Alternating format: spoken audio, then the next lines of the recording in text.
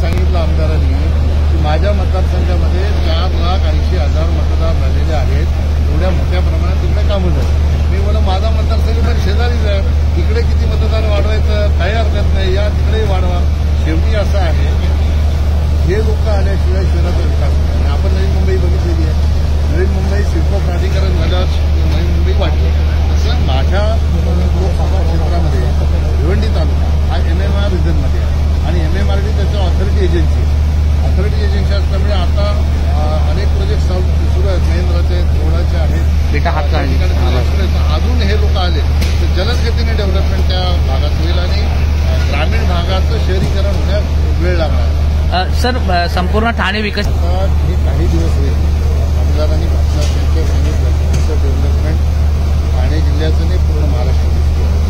ठाणे जिल्ह्यामध्ये आता तुम्हाला विटा पुढे नको जाऊ, हेवी ट्रक ह्या ठाणे शहरात बघायला मिळणार नाही अजून 3-4 वर्ष. जर विरार अलिबाग कॉरिडॉर आला, बडोदा एक्सप्रेसवे सुरू झाला, भिवंडी बायपास हा 8 लेनचा आहे तो पूर्ण झाला, तर आपल्याला JNPT-मधून सगळी वाहनं ही बाहेरच्या बाहेर हेवी वाहनं झाली. या शहरामध्ये आपल्याला ट्रॅफिक ही बघायला मिळणार. त्या दृष्टिकोनातून राज्य सरकारचे प्रयत्न चालू आहेत, केंद्र सरकारचे प्रयत्न चालू आहेत. गडकरी साहेबांनी बडोदा एक्सप्रेसवे जवळजवळ माझ्या लोकसभेमध्ये 12,500 कोटीचं काम तर माझ्या लोकसभेत पूर्ण आपण रस्त्याची किंमत जर पाहिली तर 1,15,00,000 कोटी रुपये किंमत.